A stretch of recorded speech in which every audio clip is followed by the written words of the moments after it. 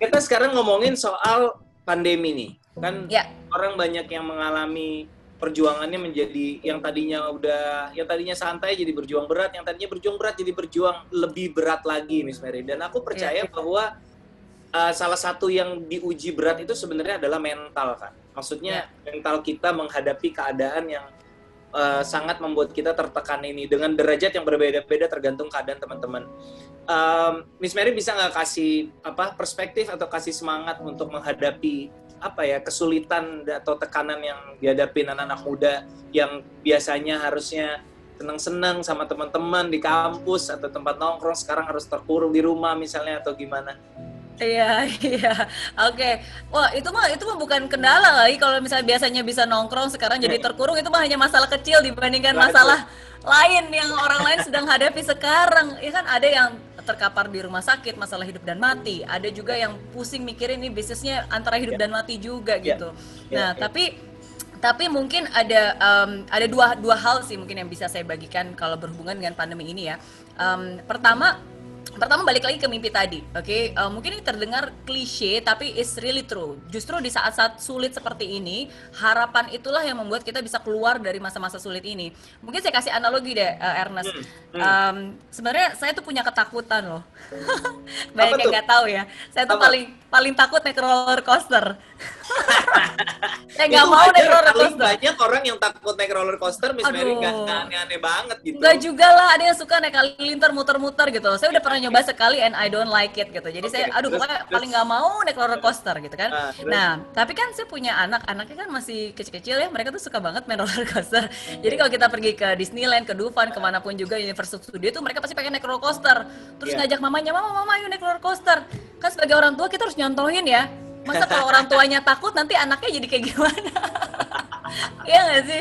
Nah, jadi di tengah ketakutan dan aduh gimana nih sebenarnya nggak mau, tapi saya punya cara.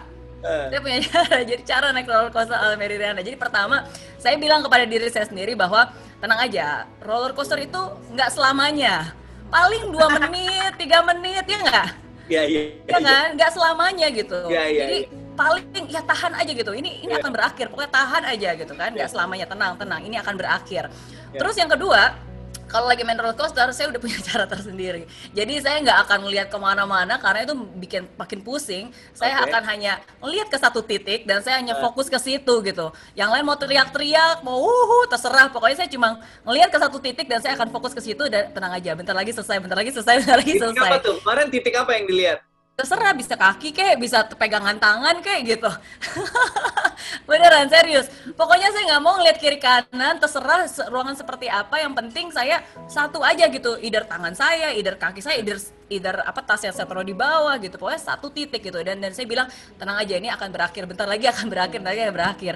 Dan menurut saya setiap kali saya mengalami masa-masa sulit yang a lot of uncertainty, contohnya misalnya kayak pandemi ini gitu, Ya, ya ya, saya selalu mengingatkan, oke, pandemi ini ya nggak selamanya, ini akan berakhir, walaupun nggak 2 menit ya, agak lama kayaknya ya. ya, ya, Tapi ya, ya, selama ya. goncang-gancing itu, at least saya harus fokus ke satu tujuan gitu, fokus kepada solusi, maunya seperti apa, fokus kepada hal yang bisa saya kendalikan, what I can control gitu, fokus kepada mimpi, visinya seperti apa gitu. Jadi itu sih cara untuk saya bisa tetap bertahan di tengah naik turunnya kehidupan. Dan ya that's my way, apa ya, cara fun untuk bisa mengatasi melewati masa-masa sulit ini ya gitu. Itu Oke. yang pertama. Terus yang kedua adalah menurut saya sih ya, di hidup ini kan kita punya ekspektasi ya, Ya, dan seringkali kita punya banyak ekspektasi, pengennya selesai bulan depan tapi ternyata PSBB lagi, pengennya bisa ini ternyata, ya, pengennya bisa launch film ternyata mundur dan seterusnya.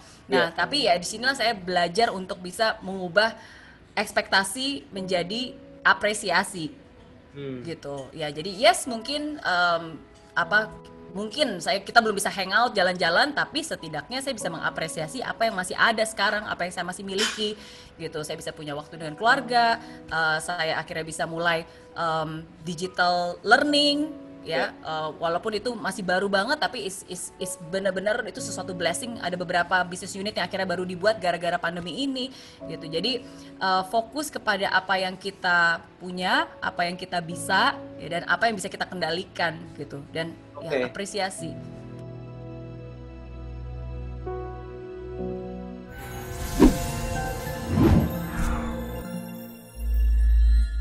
aplikasi Mary Riana tersedia lengkap video-video YouTube terbaru saya, artikel yang up to date, post inspirasi, koleksi merchandise, workshop dan seminar yang bisa kamu dapatkan free dan download sekarang juga gratis.